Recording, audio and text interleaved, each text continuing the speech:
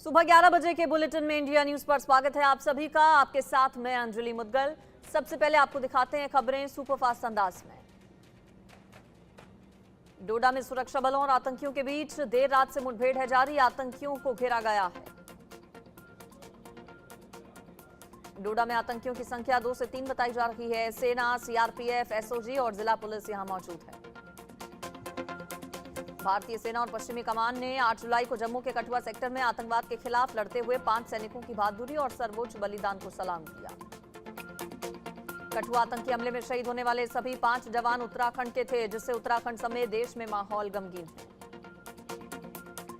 उत्तराखंड के डीजीपी अभिनव कुमार ने कठुआ आतंकी हमले में शहीद हुए उत्तराखंड के 5 जवानों को श्रद्धांजलि दी। जम्मू कश्मीर के कठुआ में आतंकी हमले में खुलासा, लोकल गाइड ने की थी हमलावरों की मदद। आतंकी हमले के बाद कठुआ में सुरक्षा बलों का तलाशी अभियान जारी, सेना के काफिले पर अटैक करने वाले आतंकियों की तलाश में सेना।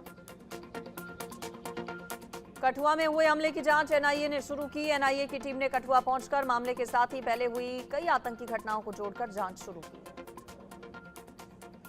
यूपी के उन्नाव में बड़ा सड़क हादसा, डबल डेकर बस में ने दूध कंटेनर में मारी टक्कर, दर्दनाक हादसे में 18 लोगों की मौत हुई। बिहार से दिल्ली जा रही बस ओवरटेक करते समय टैंकर से टकराई, हादसे में कई लोग घायल भी, सभी घायलों को अस्पताल में भर्ती कराया गया। लखनऊ आगरा एक्सप्रेसवे पर हुआ भीषण सड़क हादसा, सीएम योगी ने हादसे पर दुख जताया, मृतकों के परिजनों के प्रति व्यक्त की संवेदना। लखनऊ आगरा एक्सप्रेसवे हादसे पर मल्लिकार्जुन खड़गे ने दुख जताया, कहा 18 लोगों की मृत्यु की खबर बेहद दुखद, शोकाकुल परिवारों को गहरी संवेदनाएं। रूस की 2 दिवसीय यात्रा के बाद प्रधानमंत्री नरेंद्र मोदी ऑस्ट्रिया पहुंच गए हैं। वियना में राष्ट्रपति अलेक्जेंडर वान डेर बेलन और चांसलर कार्ल नेमर के साथ कई मुद्दों पर होगी बातचीत। वियना पहुंचने पर ऑस्ट्रिया के चांसलर कार्ल नेमर के आयोजित डिनर में प्रधानमंत्री नरेंद्र मोदी ने लिया हिस्सा। प्रधानमंत्री नरेंद्र मोदी ने ट्वीट कर लिखा, चांसलर कार्ल नेमर, आपसे वियना में मिलकर खुशी हुई, भारत ऑस्ट्रिया की दोस्ती मजबूत है और ये आने वाले समय में और मजबूत होगी। पीएम मोदी और चांसलर कार्ल नेमर भारत और ऑस्ट्रिया के टॉप के उद्योगपतियों को भी संबोधित करेंगे। साथ ही पीएम मोदी भारतीय समुदाय के सदस्यों से संवाद करेंगे। प्रधानमंत्री नरेंद्र मोदी के होटल रिट्ज कार्ल्टन पहुंचने पर ऑस्ट्रियाई कलाकारों ने उनका स्वागत करते हुए वंदे मातरम गाया। पीएम मोदी के सामने वंदे मातरम गाने वाले ऑर्केस्ट्रा के एक ऑस्ट्रियाई कलाकार ने कहा कि पीएम मोदी के सामने प्रदर्शन करना अद्भुत अनुभव था। पीएम मोदी के सामने वंदे मातरम गाने वाले ऑर्केस्ट्रा की सदस्य और ऑस्ट्रियाई कलाकार एंटोनिया ने कहा कि पीएम मोदी उनके सामने एक दोस्त की तरह आए और उनसे बातचीत की। होटल रिट्ज कार्ल्टन में प्रधानमंत्री नरेंद्र मोदी का भारतीय प्रवासियों ने किया स्वागत। 1983 में इंदिरा गांधी के बाद किसी भारतीय पीएम का पहला ऑस्ट्रिया दौरा। पीएम मोदी के सामने वंदे मातरम गाने वाले और ऑर्केस्ट्रा का नेतृत्व करने वाले संगीतकार विजय उपाध्याय ने कहा कि 50 सदस्यों के साथ ऑर्केस्ट्रा ने पीएम के सामने प्रदर्शन किया। पीएम नरेंद्र मोदी के ऑस्ट्रिया आने से पहले एक बच्चे कबीर मित्तल ने उनके लिए एक कविता भी पढ़ी। पीएम मोदी से मिलने और बातचीत करने के बाद बेहद खुश दिख रहे एक बच्चे समर्थ मित्तल ने कहा कि पीएम मोदी ने उनका नाम पूछा, वो उनसे मिलकर बहुत खुश हैं। भारतीय प्रवासियों में से एक विंसी ने पीएम मोदी को पेंटिंग भी भेंट की। विंसी ने बताया कि पीएम ने उनसे उनका नाम पूछा और गुजराती में बात की। लोकसभा अध्यक्ष ओम बिरला रूस के लिए होंगे रवाना, ब्रिक्स संसदीय मंच की बैठक में करेंगे शिरकत, अहम मुद्दों पर चर्चा संभव। 7 राज्यों की 13 विधानसभा सीटों पर उपचुनाव में वोटिंग जारी, बंगाल में सबसे ज्यादा 4 सीटों पर हो रहे मतदान, कई सीटों पर कड़ी फाइट। उत्तराखंड के मैंगलोर विधानसभा उपचुनाव में मतदान की प्रक्रिया जारी, मतदान को लेकर महिलाएं और युवाओं में दिखा उत्साह। उत्तराखंड के रुड़की में 2 पक्षों के बीच हुई ताबड़तोड़ फायरिंग, वोट नहीं डालने देने का लगाया गया आरोप, हादसे में वोटर हाजी शकील तौकीर को लगी गंभीर चोट। बिहार के रुपौली में 7 बजे से उपचुनाव के लिए मतदान की प्रक्रिया जारी, महिलाओं और पुरुष दोनों लंबी लंबी लाइनों में लगकर कर रहे मतदान। आईएमडी यानी भारत मौसम विज्ञान विभाग ने दिल्ली और इसके आसपास के इलाकों में अगले 5 दिनों में भारी बारिश की भविष्यवाणी की है। साथ ही हल्की बारिश के साथ गरज और बिजली गिरने का भी अनुमान। उत्तराखंड में मानसूनी बारिश आफत बनती जा रही है। बाढ़ का पानी निचले इलाकों में भी घुसने लगा है, जिसके कारण गांव की तरफ जाने वाले सैकड़ों रास्ते ब्लॉक किए गए। लगातार हो रही बारिश की वजह से पहाड़ भी कमजोर होने लगे हैं। जोशीमठ के निकट बद्रीनाथ राष्ट्रीय राजमार्ग पर पहाड़ का एक टुकड़ा गिरा। गनीमत ये रही कि हादसे में किसी भी तरह के नुकसान की खबर नहीं। उत्तराखंड के मुख्यमंत्री पुष्कर सिंह धामी ने मंगलवार को बाढ़ प्रभावित क्षेत्रों का जायजा लिया और एनडीआरएफ से बातचीत की।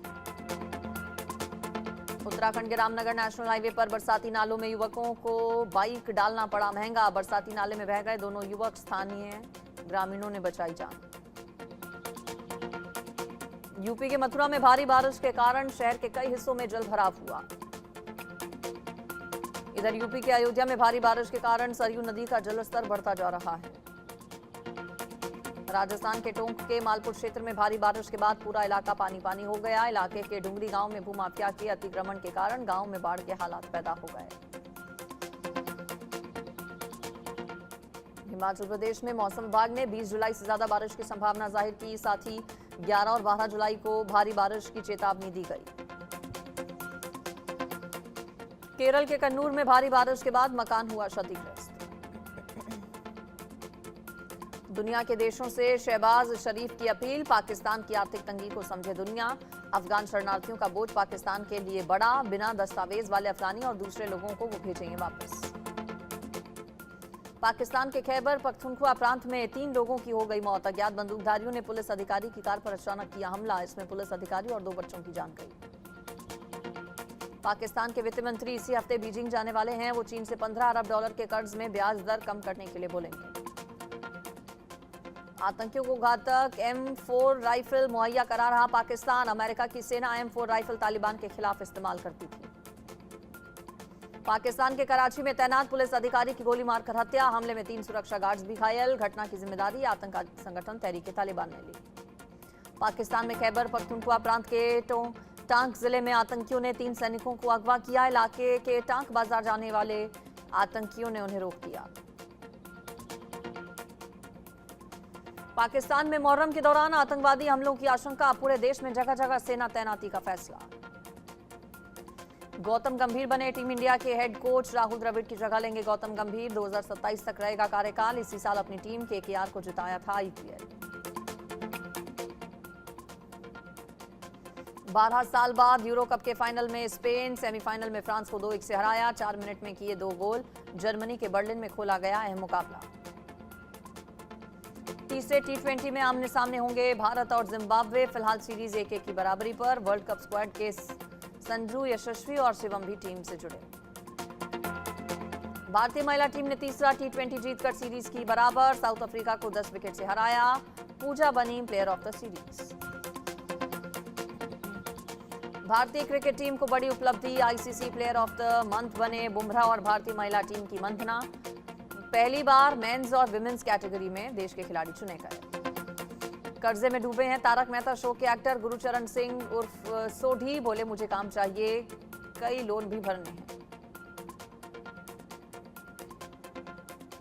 अपने एक इंटरव्यू में जुनैद खान ने की सलमान खान की तारीफ। कहा तीनों खानों में सलमान खान बेस्ट डांसर।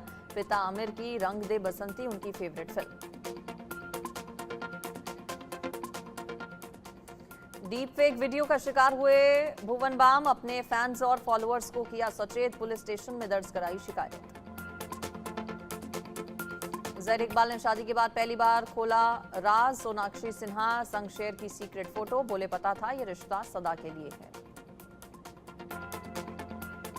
सना खान ने पहली बार शेयर की बेटे तारिक जामिल की फोटो। एक्ट्रेस ने अपने इंस्टाग्राम पर एक वीडियो किया शेयर। कैप्शन में लिखा हमारी छोटे हाजी।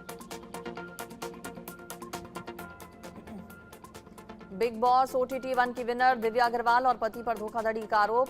रफीक मर्चेंट नाम के ब्रोकर ने कपल पर लगाया 1% ब्रोकरेज न देने का आरोप। कहा उन्होंने दिव्या के फ्लैट खरीदने बेचने में मदद की पर पैसे नहीं मिले। फिल्म कल की 2898 AD की शानदार कमाई जारी। 13वें दिन फिल्म ने कमाए 9 करोड़ रुपए। कई फिल्मों के तोड़े रिकॉर्ड।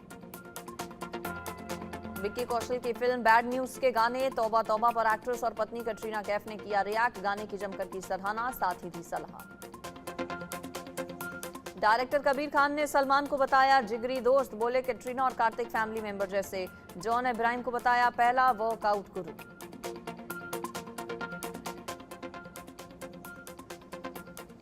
और चलिए अब खबरें विस्तार से, और सबसे पहले आपको बता देते हैं